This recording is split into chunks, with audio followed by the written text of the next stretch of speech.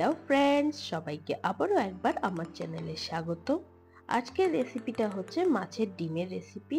কি করে এরকম মাছের ডিম ঝুরি ঝুরি করে বানিয়ে নেবে আর এটা খেতে ভীষণ ভালো লাগে, তো নিশ্চয়ই ট্রাই করো। তো চলো দেরি না করে ঝটপট তোমাদের সাথে রেসিপিটা আমি শেয়ার করে দিই। খুব তাড়াতাড়ি এই রেসিপিটা তৈরি হয়ে যায়, খুব বেশিক্ষণ লাগে না আর খুব অল্প উপকরণ দিয়েই এটা তৈরি হয়ে যায়। তো চলো দেখিয়ে দিই কি কি লাগবে এটা বানাতে। তো এটা বানাতে প্রথমে আমি নিয়ে নিয়েছি, দেখো, মাছের ডিম। মাছের ডিমগুলোকে আমি প্রথমে ভালো করে পরিষ্কার করে ধুয়ে নিয়েছি। এরপরে একটু ভালো করে চটকে এটাকে ছোট ছোট পিস ছোট ছোট করে নিয়েছি, যাতে চাকা চাকা থাকে মাছের ডিমটা, ওটা হাত দিয়ে চটকালে এটা ওরকম ছোট ছোট হয়ে যায়। আর এখানে দেখে নাও, এরকম চাকা চাকা করে আমি আলু কেটে নিয়েছি, এরকম সাইজ করে আলু কেটে নিয়েছি। আমি এখানে একটা আলু দিয়েছি। আর এখানে আমি দুটো পেঁয়াজ কেটে নিয়েছি, মিডিয়াম সাইজের দুটো পেঁয়াজকে কুচি করে কেটে নিয়েছি। আর আমি নিয়ে নিয়েছি এখানে 4টে কাঁচা লঙ্কা, তোমরা চাইলে একটু বেশি দিতে পারো। আর নিয়ে নিয়েছি একটা টমেটোকে কুচি করে নিয়ে এখানে। তো চলো এবার ঝটপট দেরি না করে বানানো স্টার্ট করে দিই। তো প্রথমে আমি এখানে কড়াই বসিয়ে দিয়েছি গরম হওয়ার জন্য।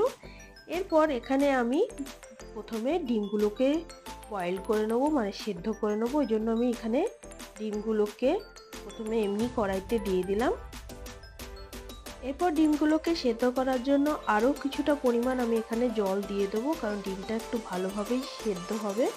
আরও কিছুটা পরিমাণ আমি এখানে জল দিয়ে দেবো। এরপর এর মধ্যে আমি একে একে আলুগুলো দিয়ে দেবো, কারণ একই সাথে আলুগুলো বয়েল হয়ে যাবে।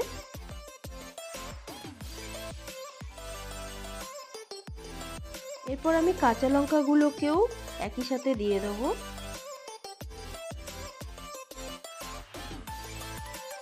এরপর আমি সব কিছুকে ভালোভাবে মিক্স করে নেব।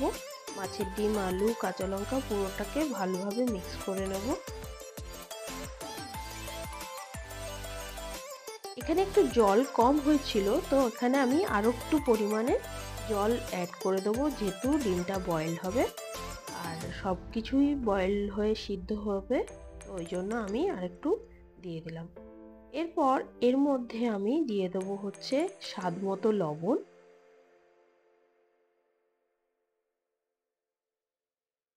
আর 1 টিস্পুন মতো হলুদ গুঁড়ো দিয়ে বেশ ভালোভাবে মিক্স করে নেব আমি সবগুলোকে।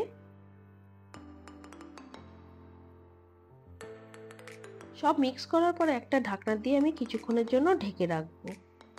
কিছুক্ষণ পরে ঢাকনা তুলে দেখে নাও, আমাদের ডিমগুলো প্রায় বয়েলড হয়ে গেছে, বেশ ভালোভাবে বয়েলড হয়ে গেছে। আর যেই এক্সট্রা জলটা আছে, এরপর এটাকে আমাকে হালকা আঁচে নেড়ে নেড়ে জলটাকে পুরো শুকিয়ে নিতে হবে। আলু, ডিম পুরোটাই দেখে নাও পুরো বয়েলড হয়ে গেছে। এটাকে এবার নাড়িয়ে নাড়িয়ে আমাকে এক্সট্রা যে জলটা বেরিয়েছে সেটাকে আমাকে শুকিয়ে নিতে হবে।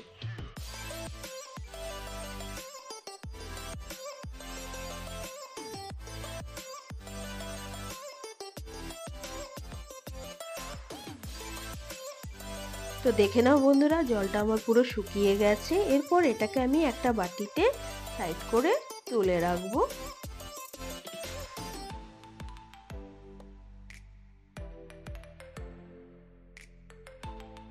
এরপর আবার কড়াই বসিয়ে কড়াইটা গরম করে এর মধ্যে আমি 2 থেকে 3 টেবিল স্পুন মতো তেল, সর্ষের তেল দিয়ে দেবো। আর তেলটাকে বেশ ভালোভাবে গরম করে নেব। তেলটা আমার গরম হয়ে গেছে। এরপর এর মধ্যে আমি পেঁয়াজ কুচিটা দিয়ে দেব।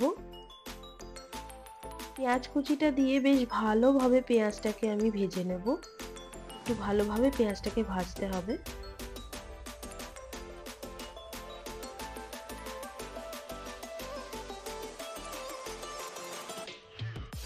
পেঁয়াজটা বেশ কিছুক্ষণ ভাজা হয়ে গেলে এরপর এর মধ্যে আমি কেটে রাখা টমেটোগুলো দিয়ে দেব। দিয়ে আবারও বেশ ভালো করে টমেটো আর পেঁয়াজটাকে আমি বেশ কিছুক্ষণ ধরে ভেজে নেব।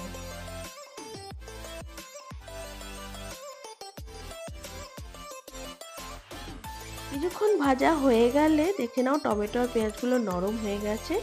এরপর আমি যে বয়েল করে রাখা ডিমটা আমি বয়েল করে রেখেছিলাম সেটা আমি এর মধ্যে অ্যাড করে দেবো, দিয়ে বেশ ভালোভাবে মিক্স করে নেব।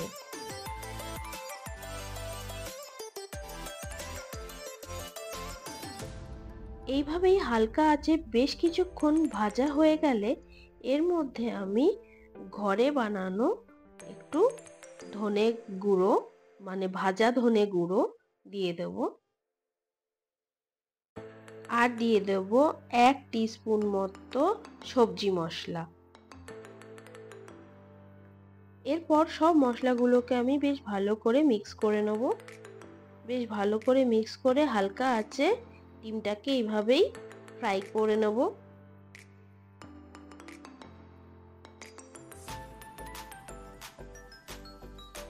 বেশ কিছুক্ষণ হালকা আঁচে এইভাবেই ফ্রাই করার পরে দেখে নাও মাছের ডিমটা কেমন ঝুরঝুরে ভাজা হয়ে গেছে। এরপর এর মধ্যে আমি বেশ কিছুটা ধনেপাতা কুচি দিয়ে দেবো, দিয়ে আবারও বেশ ভালো করে নাড়িয়ে নিয়ে নামিয়ে নিলেই হয়ে গেল আমাদের মাছের ডিমের ঝুরঝুরি ভাজা। তো আমাদের মাছের ডিমের ঝুরঝুরে ভাজা রেডি সার্ভ করার জন্য।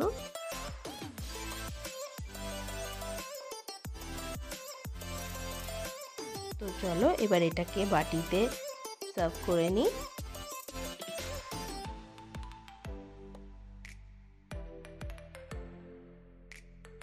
তো কেমন লাগলো আজকের রেসিপিটা তোমাদের, প্লিজ কমেন্ট করে জানাবে। যদি আমার এই ভিডিওগুলো তোমাদের ভালো লেগে থাকে, একটু পছন্দ হয়ে থাকে, তবে অবশ্যই লাইক কমেন্ট শেয়ার করার অনুরোধ রইল। আর আমার চ্যানেলটিকে সাবস্ক্রাইব করে বেল আইকনটিকে ক্লিক করে রাখবে। আমাকে ফেসবুক আর ইনস্টাগ্রামে ফলো করতে ভুলবে না।